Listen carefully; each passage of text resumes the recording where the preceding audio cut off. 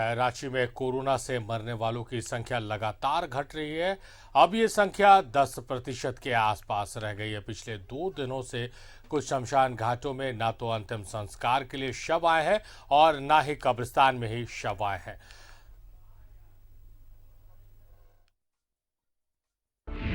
Corona से मौतों की संख्या घटी, 10% ही रह गए मृत्यु दर। 2 दिनों से घाघरा शमशान में एक भी अंतिम संस्कार नहीं। 200 तक पहुंच गया था अंतिम संस्कार का आंकड़ा।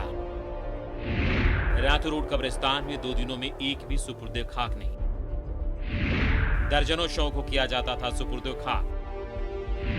सेमेट्री भी खाली पड़ी ताबूत की दुकानें। कोरोना का प्रकोप रांची से धीरे धीरे खत्म हो रहा है। रांची के लोग अब राहत की सांस ले सकते हैं और कोरोना से हो रही मौत तो केवल 10% ही रह गया है। जिस घाघरा शमशान घाट में पहले 200 से ऊपर अंतिम संस्कार होते थे, 2 दिनों से एक भी संस्कार नहीं हुआ, जो एक बेहतर संकेत है। 200 बॉडी एक लेन से पूरा लगा हुआ था, पूरा इधर पूरा लगा हुआ था 200 पूरा, और उसके बाद धीरे धीरे 30, 40, उसके बाद 10, और अभी एक सप्ताह से आ रहे बॉडी 4, 5, और कल आए थे एक भी नहीं, कल एक भी नहीं आया हुआ। कब्रिस्तानों और सेमेट्री में भी हालत में काफी सुधार है। अंजुमन इस्लामिया के अनुसार ये एक अच्छी खबर है कि पिछले 2 दिनों में एक भी शव को सुपुर्दे खाक नहीं किया गया। दूसरी तरफ सेमेट्री में हालात सामान्य हो रहे हैं। तो 13 तारीख को 27 मौतें हुई थी, 3 कब्रिस्तान में तदफीन किए गए थे। अभी फिलहाल काफी कमी आई है मौत में, जिसमें आपके जो है 24, 25, 26 को एक भी मैयत तदफीन नहीं किया गया। कल एक तदफीन किया गया था जो जनरल मौत से मरे हैं। अभी जो तादाद है, जो जिस तरह पहले तदफीन किए जाते थे रातू रोड कब्रिस्तान में, उसी तरह एक दो जो एवरेज आता था, कभी 3 भी हो जाते हैं। तो इस तरह की पोजीशन है और बहुत कमी आई है। पिछले महीना में मतलब 70-80 को चल जाता था, अभी मतलब बहुत कम हो गया है। अब तक जो आंकड़े हमने लिए हैं वो एक शमशान और एक कब्रिस्तान का ही है। इससे एक बात तो साफ हो ही जाता है कि संकेत अच्छे हैं। यदि ऐसी ही स्थिति रही तो जल्द ही कोरोना रांची से अलविदा कहेगा। यानी गुरुवार के दिन 27 मई के दिन रांची के घाघरा पुल यानी स्वर्णरेखा घाट पर एक भी लाश नहीं जली। जी हां, और यही स्थिति पिछले 20 अप्रैल को थी, जब यहां पर 200 से भी ज़्यादा लाशें जली थीं। मौतों का सिलसिला बढ़ता रहा। यहाँ पर कतारें लगी रहती थी एम्बुलेंस की। लोग दिन भर वेट करते थे कि अपने परिजनों की अंतिम संस्कार करें। कि आज भी इस घाट पर अब तक कोई भी लाश जलने नहीं आई है। ये एक बड़ी राहत की बात है। कैमरामैन दीपक के साथ में शहनवाज अख्तर, न्यूज़ 11 भारत, रांची। तो बेहद ही अच्छी खबर है। उन तस्वीर को हम नहीं भूल सकते जो हमने देखा था, किस तरह से घाघरा शमशान घाट के पास एम्बुलेंस की लंबी कतारें लगी हुई थी और उस वजह से सड़क जाम हो गया था। शव जलाने के लिए 2 दिन तक लोगों को भूखे प्यासे इंतजार करना पड़ा था। शहनवाज, अच्छी राहत पहुंचाने वाली खबर है कि मौत का आंकड़ा रांची में लगातार गिर रहा है। मृत्यु दर को याद करें और अगर हम आसपास अपने परिवेश पे भी निगाह डालें तो आपको भी ये बात बिल्कुल सच लगेगी कि जिधर जब भी आपको हर 2 मिनट पर एक एम्बुलेंस की आवाज़ सुनाई देती थी, और उनमें से भी 70 से 80% वो एम्बुलेंस होती थी जो डेड बॉडी ढो रही होती थी, डेड बॉडी को श्मशान, कब्रिस्तान या ग्रेवयार्ड तक पहुंचा रही होती थी। बहुत ही भयावह दृश्य हमने देखे हैं। ख़ास करके रांची के 3 श्मशान घाटों की अगर हम बात करें तो मुक्ति धाम, अगर हरमू की बात करें, लंबी कतार लगी हुई है सुबह से लेकर शाम तक। जो जहाँ पर स्पॉट्स बने हुए हैं शवदाह के, उनको छोड़ करके कॉरिडोर में, बरामदे पे, रास्ते में, दहलीज पर, जहाँ जिसको जगह मिल रहा है वहाँ पर लाशें जलती रही, और वो भी कोशिश और पैरवी करनी पड़ती थी। अगर आप घाघरा श्मशान घाट की बात करें तो लंबी कतार लगी रहती थी एम्बुलेंस की, और 12 बजे तक लाशें जलना शुरू होती थी। लोग परेशान हाल इधर उधर घूमते रहते थे। उनको एक गिलास पानी पीने की वहाँ पर व्यवस्था नहीं किसी ने की। इतने सारे जनप्रतिनिधि होने का दावा करने वाले लोग छोटे छोटे आयोजनों में टेंट लगवा देने वाले और भंडारा खोलने वाले लोग नदारद रहे। किसी श्मशान घाट पे किसी भी जनप्रतिनिधि ने एक छोटा सा स्टॉल तक नहीं लगाया। पानी की 10 बोतलें ही भिजवा देते, वो किसी ने नहीं किया। सारी चीज़ें लोगों ने झेली हैं, देखी हैं।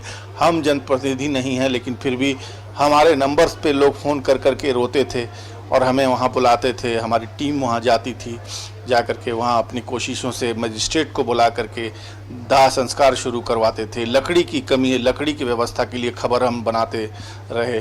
बहरहाल ये जो पूरी की पूरी ट्रेजेडी हुई है, ये किसी एक समाज तक सीमित नहीं थी। कब्रिस्तानों का भी यही हाल था। आप अगर डोरंडा कब्रिस्तान से गुजरेंगे तो आपको बाईं तरफ अगर देखेंगे तो आपको खुद ही एहसास हो जाए कि ताज़ा कब्रों का एक नया सिलसिला है जो आपको दिखाई दे रहा है। अगर हम रातू रोड कब्रिस्तान की बात करें तो प्रतिदिन 10-11 अकेले रातू रोड कब्रिस्तान में दफन चलता था। अगर कांटा टोली से उसको जोड़ दें तो एक दिन 27 लाशें दफन हुई हैं। इसके अलावा डोरंडा कब्रिस्तान अलग है। सभी जगह का यही सिलसिला था। अगर आप ग्रेवयार्ड की बात करें, किस क्रिश्चियन ग्रेवयार्ड की बात करें, तो वहाँ जो ताबूत मेकर लोग होते हैं, दिन भर में 70-80 ताबूत वहाँ पर बिकते थे 4 दुकानों में मिला करके। तो आप समझ सकते हैं कि कितनी मौतें हुई हैं। 200 लाशें जली हैं एक श्मशान घाट में। और जो लोग मैनेज करने वाले थे वो भी थक जाते थे, परेशान हो जाते थे कि आखिर किस तरह से ये मौतों का सिलसिला थमेगा। लेकिन वक्त हर चीज़ का इलाज होता है। आज हम बात कर रहे हैं इस टॉपिक पे, तो हमें ये संतोष है कि 27 मई का दिन एक ऐसा दिन गुजरा जब जिस श्मशान घाट की हम खबर आपको तस्वीरें दिखा रहे हैं, वहाँ पर एक भी लाश नहीं जली। जी हाँ, शाश्वत सत्य है कि वहाँ पर 27 मई को एक भी दाह संस्कार नहीं हुआ। अगर बात 24, 25 और 26 मई की करें तो रातू रोड कब्रिस्तान में एक भी मुर्दा दफन होने नहीं आया। यही हालत क्रिश्चियन ग्रेवयार्ड की भी रही। कमोबेश एक आध ताबूत बिके होंगे तो बिके होंगे। तो कुल मिलाकर के कह सकते हैं कि बहुत ही भयावह तस्वीर प्रकृति ने दिखाई है लोगों को। लोग अब समझ गए हैं कि ज़िंदगी और मौत कितनी नज़दीक की चीज़ है। एक सिक्के के 2 पहलू हैं। किसी बात का घमंड इंसान को नहीं करना चाहिए, चाहे वो पैसे वाले थे, चाहे वो गरीब थे, चाहे वो बिल्कुल किसी भी हैसियत के आदमी नहीं थे। मौत ने किसी को भी बख्शा नहीं, छोड़ा नहीं। सभी के साथ एक सा सलूक किया मौतों ने। पूरा का पूरा परिवार साफ हो गया है। पत्नी पति को लेकर के कुछ दिन पहले पैरवी कर रही है कि ऑक्सीजन बेड दिला दीजिए, और दूसरे दिन पति को एडमिट कराया जाता है। पीछे से पत्नी भी इन्फेक्टेड हो जाती है, पत्नी मर जाती है, पति बच जाता है। तो ये कोई ऐसा व्यक्ति मुझे नहीं मिला है अपने सार्वजनिक जीवन में जो ये कह दे कि कोविड-2 में उसका कोई करीबी रिश्तेदार मरा नहीं है। अगर आप बाहर में ही ऐसे घूमने फिरने जाएं, बाज़ारों में जाएं, तो आपको मुंडन कराए हुए लोगों की तस्वीर दिखाई देगी और बाज़ारों में, हाटों में घूमते हुए, जिसका आप अंदाज़ा इसी से लगा सकते हैं कि मौत ने कितना भयानक नृत्य किया है हमारे समाज में, नाच किया है मौत ने।